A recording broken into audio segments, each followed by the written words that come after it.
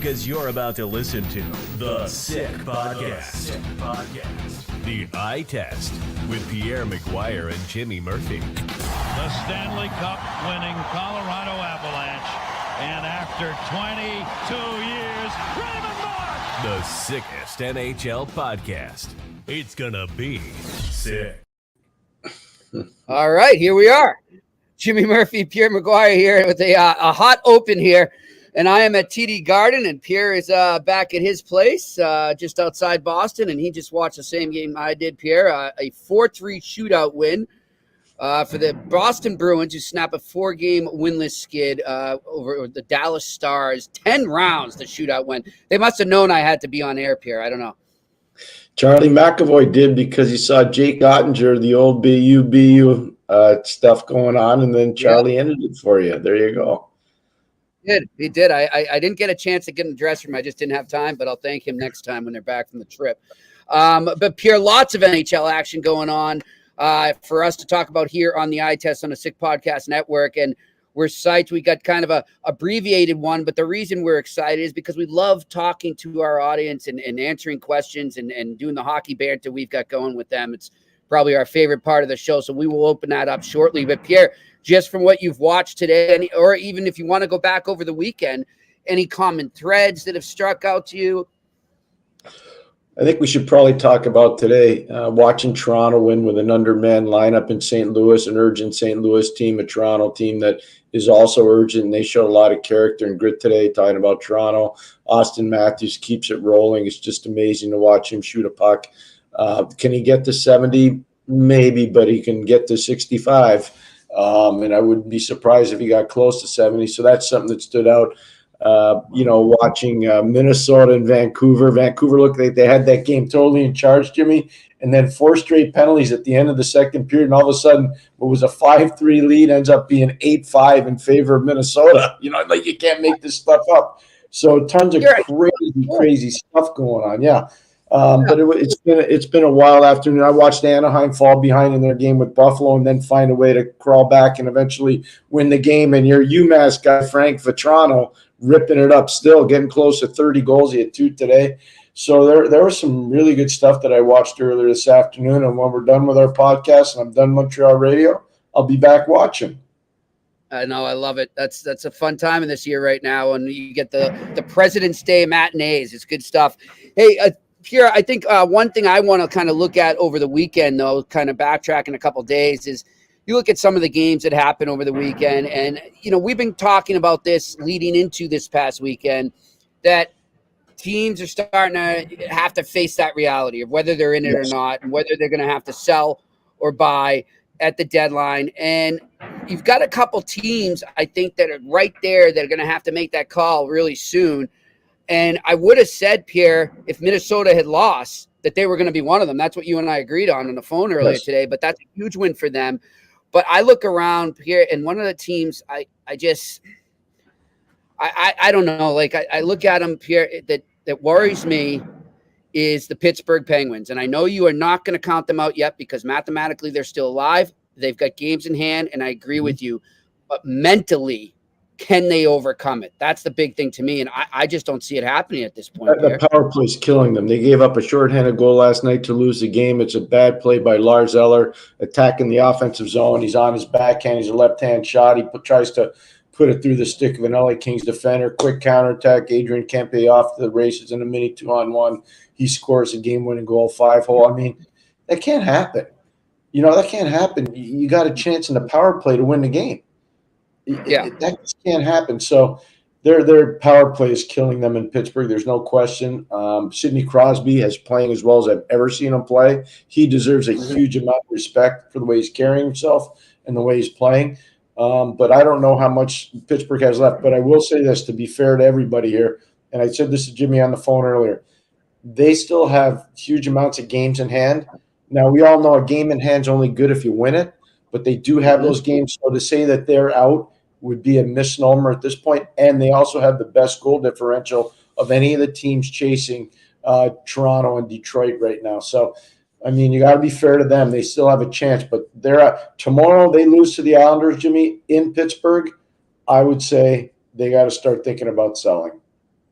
Well, Pierre, I'm just going to give you a text from someone I know who covers, I can't say who, but covers the Pittsburgh Penguins. Sent me this text right after practice as I'm settling into the Bruins game here in the first period, and said something might be up with Marcus Pettersson.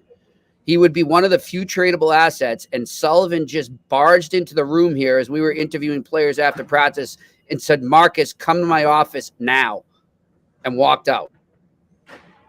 What do you make of that? That's very unlike Mike, I would say, because that's not the professionalism that Mike usually exudes, especially in front of the media. Usually, if you're going to do that, you would, if a deal was happening, you would tell one of your assistants, just go, or the media guy, say, grab Marcus and please bring him to my office. You wouldn't make a big deal about that in front of the media or his teammates. It's just not the professional atmosphere you want to have. And knowing Mike, that's not usually the way Mike would do business. He's extremely, extremely professional. So I don't think too much of it. I don't know why he would have done that. But I'm just telling you, the usual order of business, when you do dispatch a player, you don't do it like that. You don't do it like that. I hope this isn't the case. But the other reason I could see it happening is that, maybe something happened with somebody he knows or something like that. God forbid. Who knows? We're just speculating here. But it was pretty interesting. But yeah, I'm with you. I don't see a coach breaking trade news to a player that way in front of the media. I'm just telling you, that's not the Mike Sullivan that I know. Like, he's an extremely professional guy. Classy. And very well orchestrated. I'm just going to give him the benefit of the doubt. For sure. Let's stay with Pittsburgh, though, and I think, Pierre, you know what? Let's talk some positive stuff here. And we did say we wanted to talk a little Jaromir Jagr on Friday. They raised his number to the roof yesterday, and I'll tell you, I love the Penguins coming out with the mullets for warmups. I thought that was a nice touch. I love that he was dressed up, skating with them in warmups, even practiced with them the day before. It just seemed like a feel-good event. Unfortunately, the game didn't go the way the Penguins would like. But let's talk about Jaromir Jagr, Pierre. You see that? What's going through your head? Because you shared some wonderful moments with him yourself. Well, he's just a tremendous hockey player, obviously. His passion for the game is exemplary. All young players should have the same passion for the game that he does. He wears it. That's why he can still skate with those guys. He plays in Kladno. He owns a team. He coaches a team. He manages a team. He's the emperor for life in Kladno. It's a long way from when I saw him playing World Junior with Robert Rakel and Bobby Holik back in the late 80s. It's a long way from the draft in 1990, where he could not really put too many English words together. But he was a larger-than-life person. And I think I told you this story once. I'll never forget riding to go out for dinner in Secaucus, New Jersey. Yeah. And I see this big, tall, hulking Jaromir Jagr by himself with the rosy cheeks walking down the street in Secaucus eating a Kit Kat bar. And all my friends that are driving me in the car, that are riding in the car with me, they go, "That's really Jaromir Jagr?" I go, "Yeah, it is. That's Jaromir Jagr." But there's so many good athletic stories about him, with him running the stairs and using a weight vest and working on his grip strength. I mean, things that most guys weren't doing in those days, Jimmy, he was doing it. And he was doing it as an 18 and 19 and 20-year-old. What was it like just watching guys try to get the puck off him, Pierre, and the way he could possess it, the way he gave time for his teammates to set up and get in the right sweet spot to score a goal? What was that like? Overwhelming. You couldn't believe that a person at that age could actually do that against grown men who were hardened professionals and hard people, not just hardened professionals, but hard people in their work environment. The goal that really stands out is game one against Chicago in the 92 final, when he goes around Brent Sutter, who's one of the better defensive forwards in those days in the NHL and a tough customer, and a guy I really respect. And then Chris Chelios. I mean, to see that, and to see, he's doing that at 19 years of age. Phenomenal stuff. This is a good one. I didn't think about it until just now you asked me. I remember one time Scotty was not happy with some of our guys, and he said, "Do me a favor, when we practice 4-on-4 today, put Jagr and Lemieux together. I want everybody getting worn out trying to chase them down." So we put Mario and Jaromir together 4-on-4, and they did a tap dance on most of the guys. And Scotty was sitting in the stands smiling like a butcher's dog, to coin a phrase from my good friend Mike Lang, the legendary broadcaster in Pittsburgh. Scotty was up there kind of smiling, saying, "Yeah, so you guys think you're all big shots. Stop those two guys." Yeah, that's great. Good stuff. Good stuff. Well, Scotty and Jagr must have been interesting too. They must have been interesting the way they developed over the year.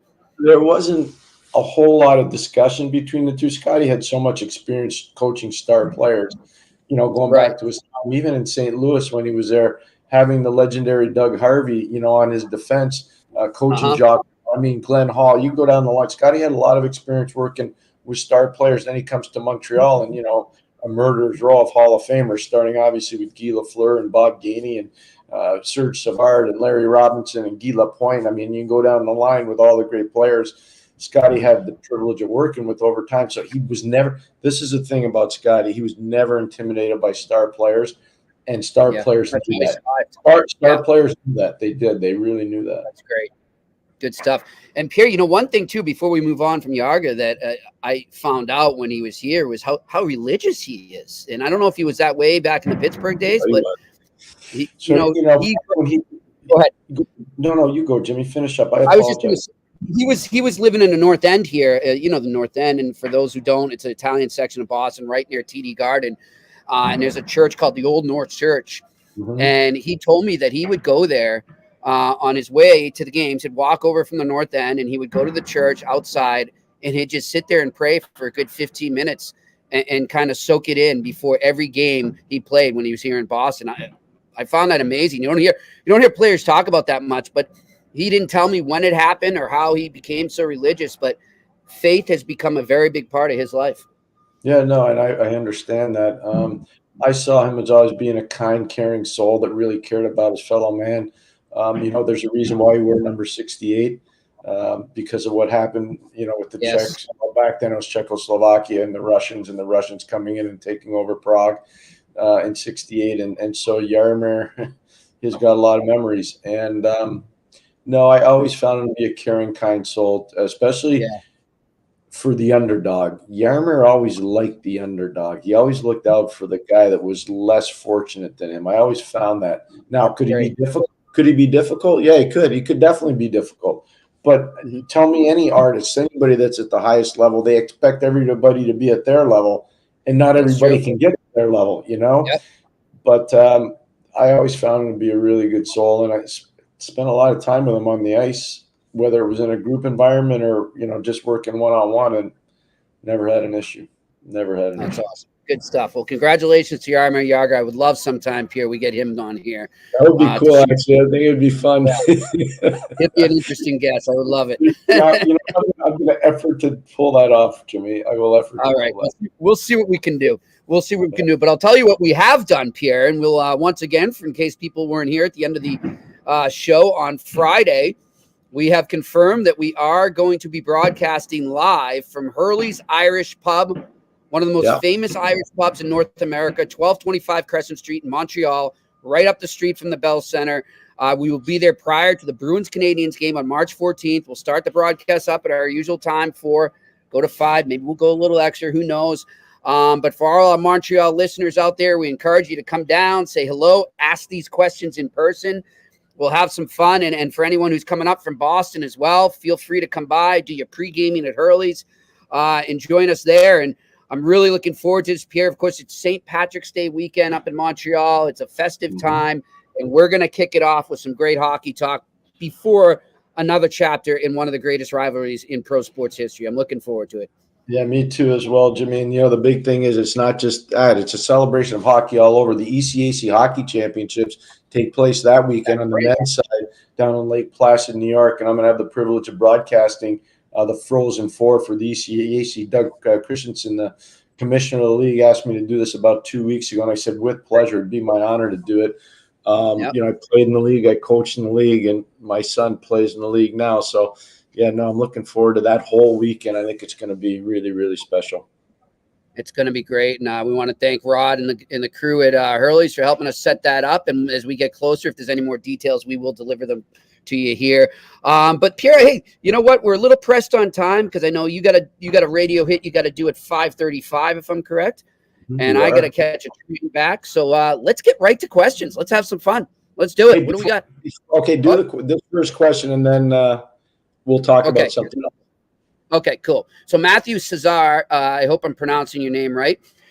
says, what do you think of Kotkaniemi's horrible season? I think it's unfortunate. He's definitely struggled to find his game, Pierre. If you want to elaborate on that, I mean, I don't have any answers, to be honest. I've watched from afar, so I'm not there on the ground, so I don't feel too privileged to really comment on that. But from afar, it's pretty clear that he's kind of lost his way a bit. He has. I think a lot of it in Carolina is that entire team to start the year kind of lost their way. They've had some guys obviously rekindle the energy. One of the depth players that's done is Jack Drury. He's done a great job. Jordan Martinook's done a real nice job when he's been in the lineup. Sebastian Aho has really picked it up. Marty Necas, I think somebody asked us about Marty the other day. He's had a real good run here as of late, and obviously Teuvo Teravainen. So there have been some guys, but most of that team started poorly. The one thing I'd say is Kotkaniemi was a reach when Montreal took him at 3. He was a reach, and they took him based on World Under-18 performance in Grand Forks, North Dakota, where he was a dominant. There's no question he was a dominant player in that tournament, no question. Mm-hmm. The problem was Ottawa was picking 4th, and Ottawa got Tkachuk. You can't even compare those two players. You can't, Jimmy. You can't compare those two players. No. So he's always going to have that label on his back, and I think the way he left Montreal is always going to bother people too. So he's got like this double bullseye on his back that's always going to be very, very hard for him to shake off. He's got a lot of luggage there, and that's the problem too. And, as we're talking about him right now, Pierre, I'm thinking of our good friend Gord Miller from TSN, who we had on a few weeks back. And, credit to Gord. And I think I agreed with him when he said it, but I think he's been proven to be right. Gord said that he should have started his career over in Finland. He shouldn't have come over that first year. And I think that could have helped him, or at least maybe in the AHL, Pierre. But I don't know. I prefer an 18-year-old kid staying home, unless you're going to play in the NHL. There's no reason for him to be in the AHL, especially if hockey in Finland is outstanding. The league is a great league. I mean, the SHL in Sweden is a great league. All these leagues are really good. And I've been going there a long time. I have so much respect for those hockey countries and the way they develop players. I think, first of all, I think he was a reach at 3 in that draft. And again, we go over the revisionist history, kind of said it at the time. And Tkachuk was, Montreal should have taken Brady Tkachuk. You talk about drafting players based on need. Power forward personified. Could you imagine? Come on. You put Brady on the left side and you have Slavkovsky on the right side now. And let's just say you put Cole Caulfield in the, 5-6 hole for forwards. I mean, look at that lineup. Come on. Yeah. I'm with you, Pierre. I'm with you. So was there something you wanted to say before we got to the next question? Yes. Thank you for remembering, Jimmy. Yep. Today, a player played his first NHL game for the Toronto Maple Leafs, Marshall Rafai. He's a kid from Beaconsfield in Montreal. It's a suburb on the West Island. Known Marshall a really long time. He went to the Hotchkiss School and eventually matriculated to Harvard. He played 4 years for our good friend Teddy Donato there, and he had a great year. When I was in Ottawa, we tried as a staff to get him signed in Ottawa. Toronto just came up with more money and a better package, and can't blame the kid for taking that. 2 years later, here he is, played in his first NHL game. He played almost 12 minutes today in St. Louis, and Jimmy, he played really solid. And when you see a story like that, and it's a kid that I've had the opportunity to work with the last 5 summers, when you see a story like that, it's awesome. You're just so happy for the player. You're so happy for the family. And all these kids go through the process. But one guy that I can tell you really understood the process is Marshall Rafai. So, Marshall, and I know he watches, way to go. They're on the plane right now in Arizona. Way to go, Marshall. I couldn't be more proud of you. Well done. And speaking of, I would be remiss if I didn't mention what I just witnessed here today, Pierre, and you saw it on TV. Justin Brazeau, a great story, undrafted free agent out of the OHL, signs his first NHL contract yesterday, less than 24 hours later. He's in the lineup here for the Bruins, and he scores a huge goal to tie it at 2 in the second period. Parks himself right in front of the net, something the Bruins have been looking for from some of their current forwards, and got a goal, his first NHL goal on his second NHL shot. So congratulations to him. A good story. Didn't make it to the NHL. He's 26 years old. Didn't give up. Started on an ECHL contract. Twice he had to go to the E, and also played with Toronto and EA and, of course, the Providence Bruins. So congratulations to him. I love that, Jimmy. Thank you for raising that. And this is part of what the eye test is. And this is why we named it this. And Jimmy knows when I was going over names with Jimmy, I said there's so many of these kids that actually have the opportunity to play, but they get passed over because analytically they don't meet the eye of the analytics people in the front office, and they get passed over. And I'm not a big believer in that. I'm a big believer in boots on the ground, hard intel scouting. I really believe a player like Brazo is a good example. A player like Marshall Rafai is a good example. There's so many kids out there that really deserve an opportunity, but for whatever reason, the numbers don't back it up because of analytics. And again, how do you measure the size of a man's heart? How do you measure the size of a man's character? How do you measure the size, Jimmy, of a man's fearlessness? How do you measure the size of a man's coachability? How do you measure the size of all these tangible things that matter in hockey? There's no analytic equation for those things. And so you can tell me about the high danger chances and all the puck. So I'll give you one example that really is irksome. Puck possession numbers. Mm-hmm. So let's say you're playing a game and you got a 1-goal lead with 50 seconds to go in the game, and you gain the red line and you put the puck down down the other end of the ice because you need to. You lose puck possession points. You know what I mean? There's certain things. If you play for a coach that plays a 1-2-2 trap in the last 5 minutes of every period, you're going to be backing up. You're going to get the puck, and then you're going to chip it deep. You're not playing a possession game. So I put a lot into that. But I'm so glad that you brought up Brazo's name because that's a great story. It's a great story. And for anyone that doesn't understand what this kid did when he was in the O, playing for North Bay for the battalion. That's huge numbers. 61 goals here in his final season in 2018-19. 61 goals and 113 points. Yeah. You got to be doing something right. I don't care what level you're at. To do that, you got to be doing something right, and you're worth a look. And good on the Bruins amateur scouting department for finding him and not giving up on the kid. You can probably attest to it, Pierre. I've never been in this situation, but I'm sure you have. There's probably times when you see a player and you just got a gut feeling about him, but he hasn't been drafted. Nobody's really talking about him. And you go to your boss with him and you say, I think we should give this kid a shot. And it's why I don't see him here. Like you just said, I don't see him here matching up with the analytics. I haven't heard about him. And it's got to feel so good when you're that scout and your boss believes in you and then it pans out. I imagine that's a great feeling. So you brought up Jaromir Jagr's retirement last night. And one of the guys that was at the game is Gordie Roberts, who played for the Boston Bruins. He also played with Gordie Howe in WHA, and he also played for the Minnesota North Stars and St. Louis Blues. And when he was near the end of his career, or at least that's what everybody said, Scotty Bowman went to go watch him play in Peoria, Illinois. Not kidding you, Jimmy.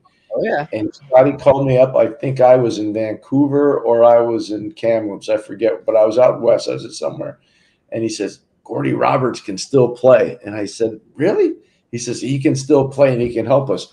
So we all went together to watch him again. And then Scotty told Craig Patrick about him, and Craig got him. He got him from the late Ron Caron. And Gordie was really instrumental in the 91 Cup. He was hugely important in the 92 Cup. And after that 92 Cup, I think he parlayed a lot of that time to sign a big contract in Boston. And I was so happy for Gordie because 2 years previous, he was supposed to be done. It was great. I was happy for him. I had a lot of time. That's great you bring him up here because my grandfather, and he liked the eye test like us, and he was the same as Jagr, always cheering for the underdog or kind of the guy nobody gives attention to. And that was one of the guys. And I remember vividly that conference final against the Penguins, Bruins Penguins, in 1991, and him just raving about him nonstop. You see this guy? Look at what he's doing out there. Look at what he's creating. So good on you guys. I wish he was around to tell him the story. That's Scotty Bowman, Craig Patrick. I mean, that was the brilliance of Scotty and the trusting that Craig. That was. I don't see this enough today, Jimmy. Craig Patrick hired you, and then he gave you a job, and he told you do this, and do this, and he trusted you. And if you said, "Yeah, I think this guy can," he would listen. He was amazing. Like I'm telling you, he was such a brilliant manager of people. Craig was. He didn't say a lot. He wasn't demonstrative. He wasn't noisy. He just let you do your job. And if he called you, you better have the intel to give him. You know, I don't see that enough today. I just don't see it enough. And I will say this. And I say this completely comfortable with no agenda. Most teams are not hiring the best people to do work like that anymore. They're not. Well, there's a lot of ego out there, Pierre. There's. I'd say it. I don't. I'm not calling out anyone specific, but it happens sometimes. Yeah. All right, let's go back to these questions. What do we got? Ogotorp. What trade or signing will eventually help the Blackhawks get out of their rebuild? Oh boy. Well, they got to get Ogie. There you go. I wonder, and it's just I wonder because I hate speculating about trades. I wonder if Seth Jones at some point doesn't say something. If he says, I would really like an opportunity to compete for a cup. Yep. Raymond did it in Boston. Yeah, there's nothing wrong with that. There's nothing wrong with that. They've got a lot to do there. Everybody knows it. I was at the Boston, by the way. What an environment. College hockey is trending like this, Jimmy. Trending like this. On Campus Friday, such a good idea you came up with. It's just college hockey's amazing. I was at the Boston College UMass Amherst game yesterday. Close to 7,000 people. It was an amazing game. It was electrifying. Yeah.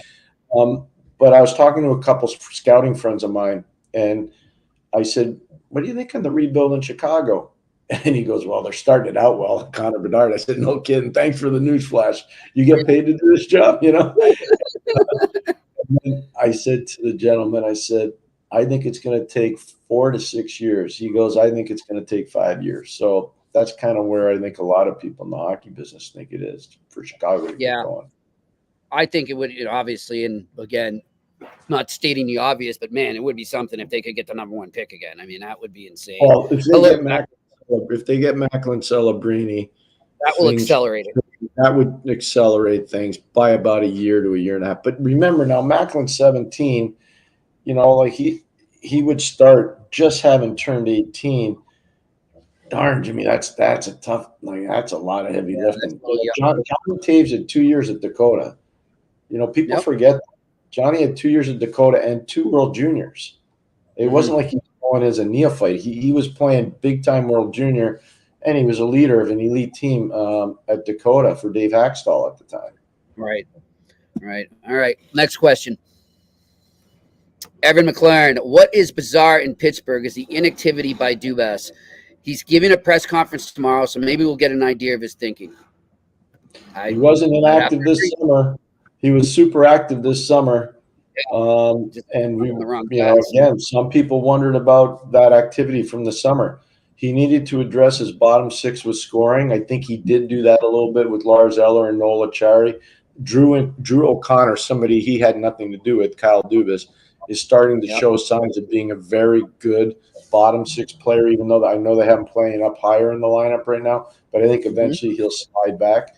But he's done really well. I think that's a demonstration of how good a coach Mike Sullivan is, by the way.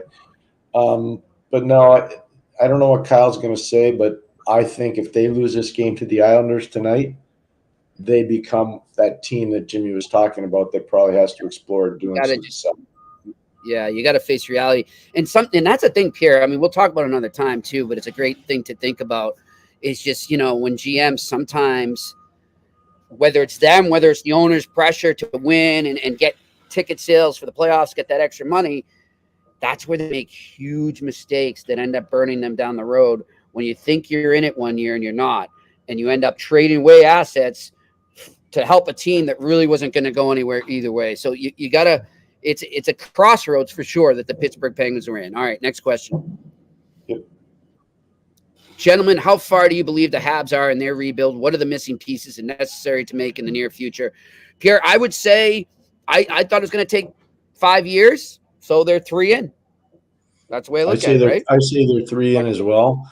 3. They've got some found money in Jacob Fowler. I don't think when they drafted Jacob Fowler, he was a 3rd-round pick. I think he was 68 or 69, if I remember correctly.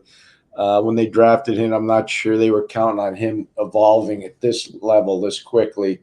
So that helps speed up the process a little for them, too. They've got a chip in the game to play in Jake Allen. I think eventually they'll utilize that chip.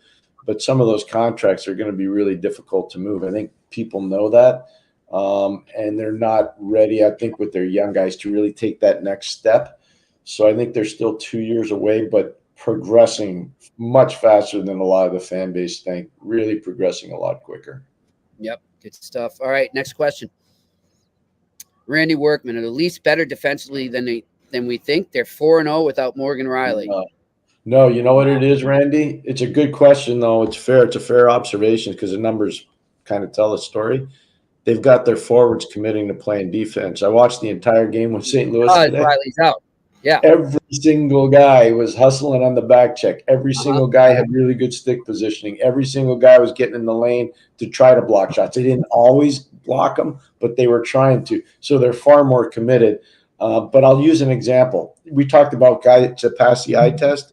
Bobby McMahon is 27 years of age. This is his third year pro. Just got a taste of the NHL this year for the first time coming out of Colgate University. He's got 7 goals, I think, in his last 4 games. I mean, he scored today into an empty net. And if you haven't seen it, go watch the empty net goal that he scores, because this is why you have to have an eye test on players.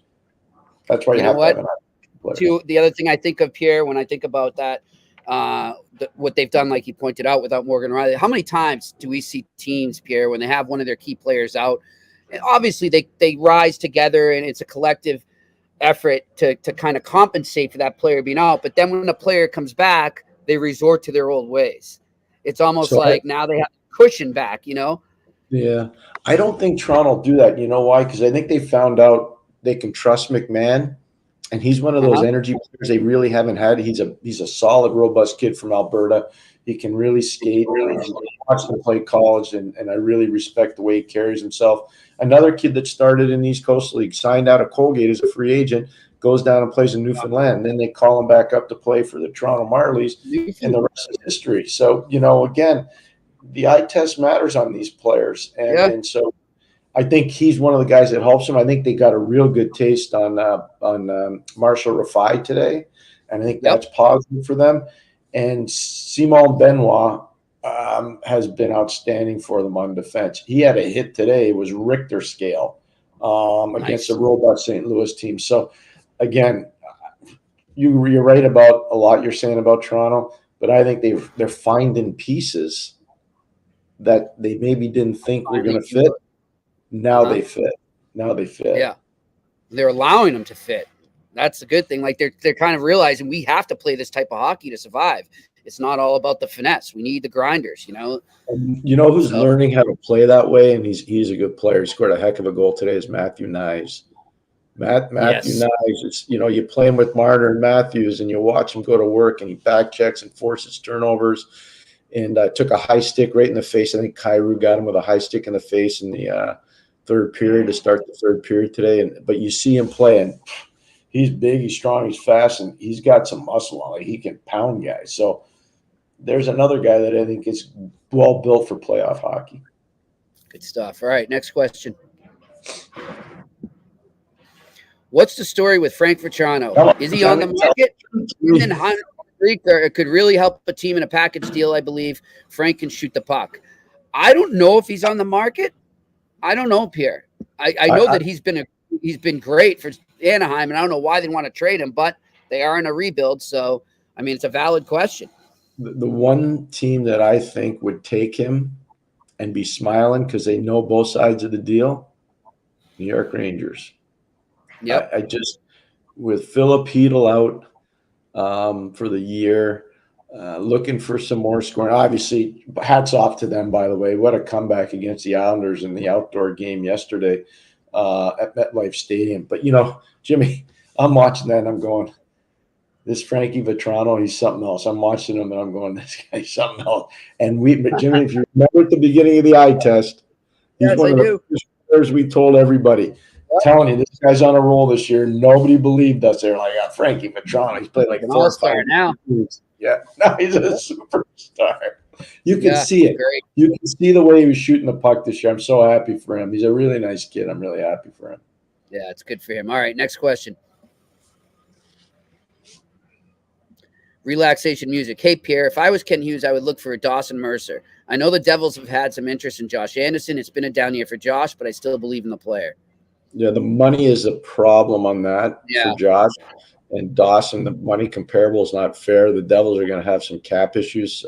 I think everybody knows that. So I think that's a bit of a problem. You can trade money, so maybe they could find a way to do that. I'm not sure New Jersey's in a rush to trade Dawson Mercer. They see him as being, one of those linchpin players. You can play the wing, you can play center, he kills penalties. You can be on your first power play or second power play. He's an important player for them. I just, and the age, Josh is older, and I don't know if that's a fit. But the premise is right, though. If you wanted to get for Jersey, you'd want to get Dawson Mercer because he's a good player.